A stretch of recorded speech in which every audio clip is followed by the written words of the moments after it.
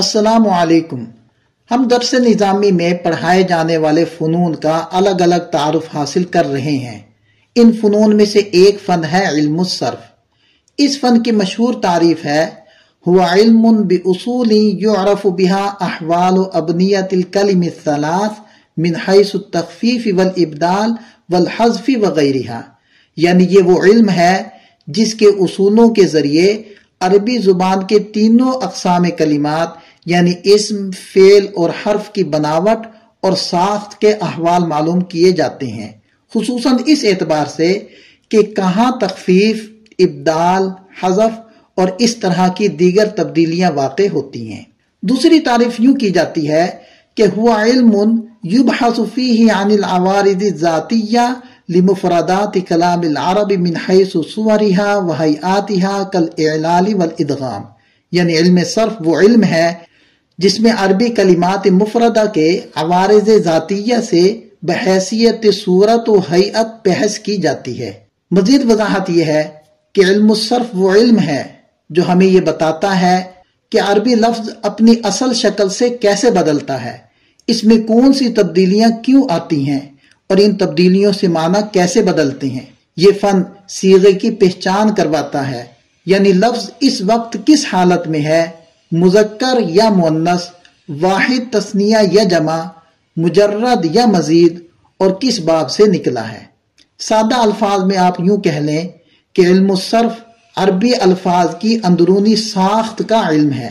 جیسے بڑھئی لکڑی کی بناوٹ پہچانتا ہے، لوہار دھات کی نوعیت جانتا ہے، اسی طرح علم الصرف طالب علم کو بتاتا ہے کہ لفظ کس مادے یعنی کن اصل حروف سے بنا، کس اصول پر بدلا اور تبدیل ہو کر کیا معنی پیدا کر رہا ہے۔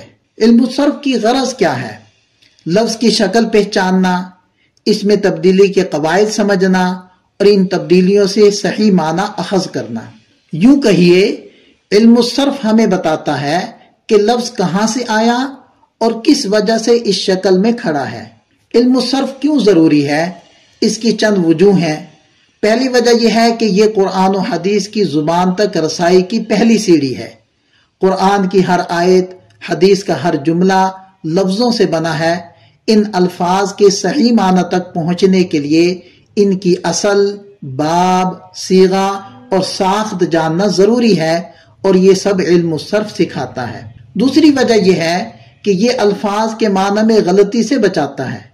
اگر لفظ کی اصل پہچان غلط ہو جائے تو پورا ترجمہ بدل جاتا ہے۔ علم الصرف یہ خطرہ روکتا ہے اور معنی کو درست راستے پر رکھتا ہے۔ تیسری وجہ یہ ہے کہ یہ صیغے کی درست شناخت پیدا کرتا ہے۔ علم الصرف یہ بتاتا ہے کہ لفظ مذکر ہے یا مؤنث، واحد ہے تثنیہ یا جمع، کون سا باب ہے، فعل ہے تو صیغہ کون سا ہے۔ یہ پہچان نہ ہو تو قرآن و حدیث سمجھنا تقریباً ناممکن ہو جاتا ہے۔ چوتھی وجہ یہ ہے کہ عربی لغت ترجمہ اور فہم کا سلیقہ پیدا کرتا ہے۔ گردانے یاد کرنے، صیغے پہچاننے اور الفاظ کی اصل کو سمجھنے سے طالب علم میں عربی کا ایسا ذوق اور مہارت پیدا ہوتی ہے کہ وہ عبارت کو دیکھتے ہی اس کا صحیح مفہوم سمجھ لیتا ہے۔ پانچویں وجہ یہ ہے کہ یہ ایک مضبوط دینی علوم کی بنیاد ہے۔ جس طرح علم النحو جملوں کو جوڑنا سکھاتا ہے، اسی طرح علم الصرف الفاظ کی اصل بناوٹ اور تبدیلیوں کی زبان سکھاتا ہے۔ دونوں علوم مل کر قرآن، حدیث، فقہ اور عربیت کے دروازے کھولتے ہیں۔ خلاصہ یہ ہے کہ علم الصرف عربی زبان کا وہ بنیادی فن ہے جو لفظ کو اس کی جڑ سے پہچان کر اس کی ہر حالت اور ہر تبدیلی کا راز بتاتا ہے۔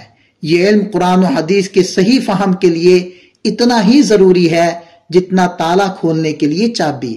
کہا جاتا ہے الصرف ام العلوم والنحو ابوہا، کہ صرف علوم کی ماں اور نحو علوم کا باپ ہے۔ ملتے ہیں نئی ویڈیو کے ساتھ۔ والسلام ورحمۃ اللہ۔